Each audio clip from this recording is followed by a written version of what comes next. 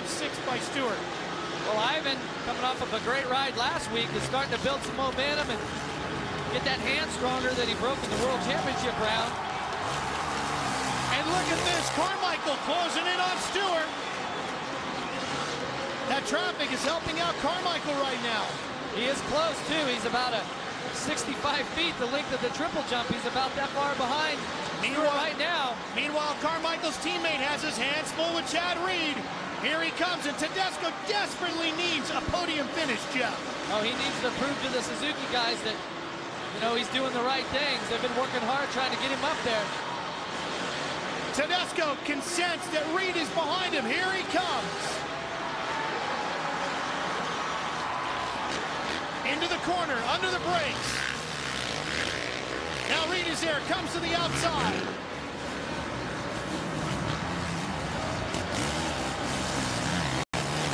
Tedesco's hanging tough there. He's staying within himself. He's not letting the pressure of Reed get to him. He doesn't seem to be making any mistakes. That's what he has to do. He has to keep racing forward.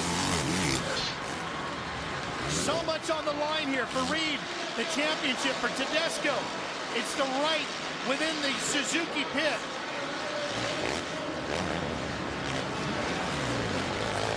Here it is. Oh, Reed right alongside. Got him. Tedesco just made a little mistake there. Chad took advantage of it. Tries to counter, can't get it done.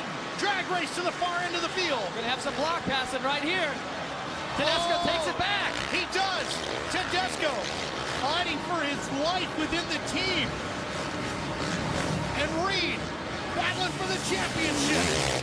What an aggressive fight between these two. Ivan just took a look back over his shoulder there, and Reed came around the other side. Great, clean racing between Chad Reed on the number 22 Yamaha and Ivan Tedesco on the number 9 Suzuki.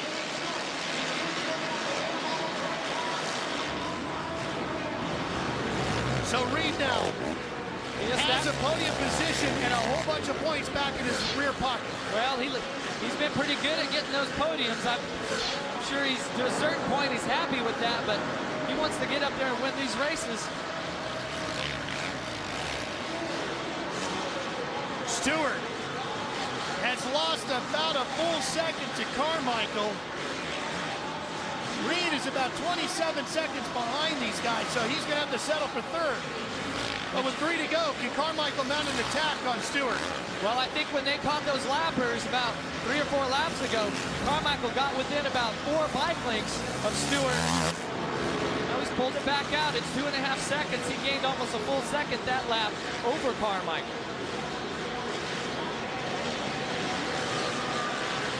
Stewart getting pretty close to those top blocks again, coming out of the whoop section. Well, that was his downfall a week ago in San Diego.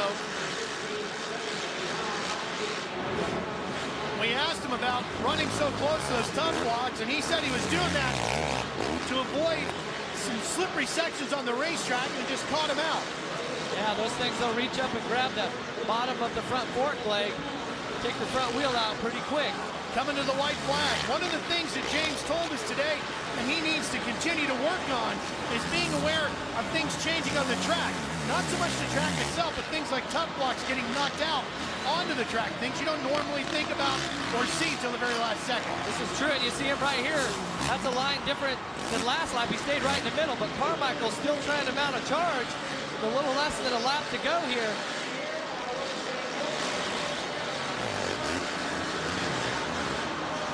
Ricky Carmichael has had so many great runs here in Atlanta. Might be just a little too late here, only a couple turns to go. He's got 5 wins on 3 brands here in this city. Tied with Jeremy McGrath for the most wins, but it's going to be James Stewart taking the win in the Georgia Dome tonight. He'll extend his points lead in both the world and the AMA points. Jeremy Albrecht has another win as Stewart's mechanic. We'll be right back.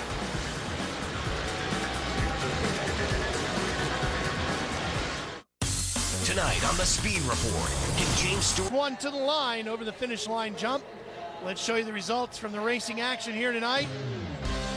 Ricky Carmichael had a lot of speed, but couldn't just catch him at the end. And Chad Reed fell down all the way back to 6th, ends up 3rd. salvages a lot of points.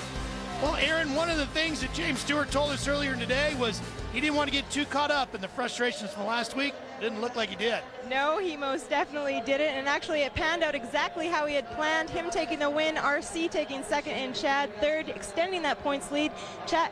James, how did you manage to come back this weekend after an off weekend last weekend and not letting it mentally disrupt you?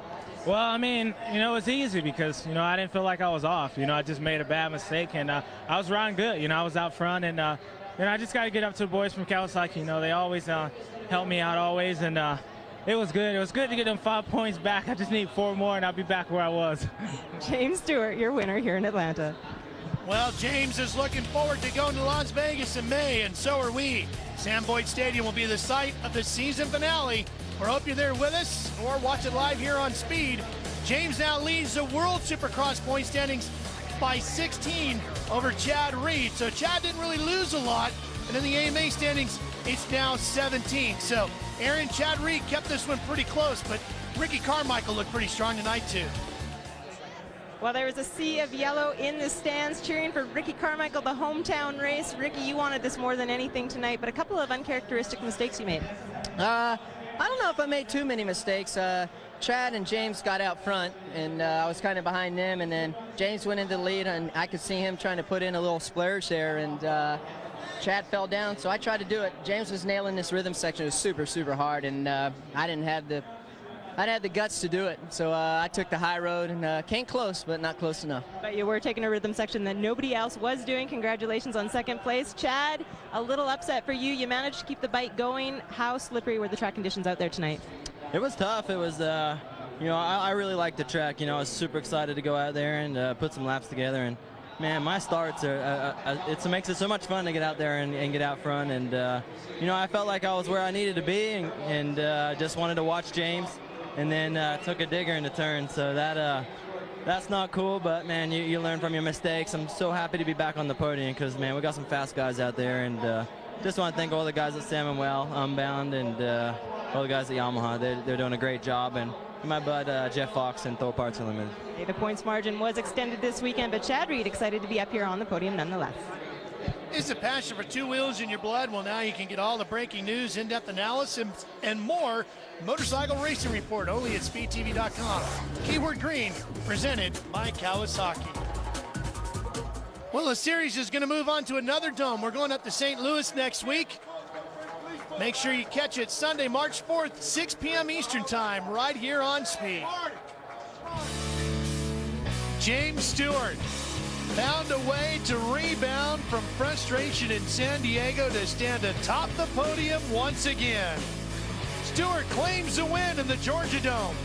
For Aaron Bates and Jeff Emig, I'm Ralph Shaheen. So long from Atlanta, where James Stewart has won again.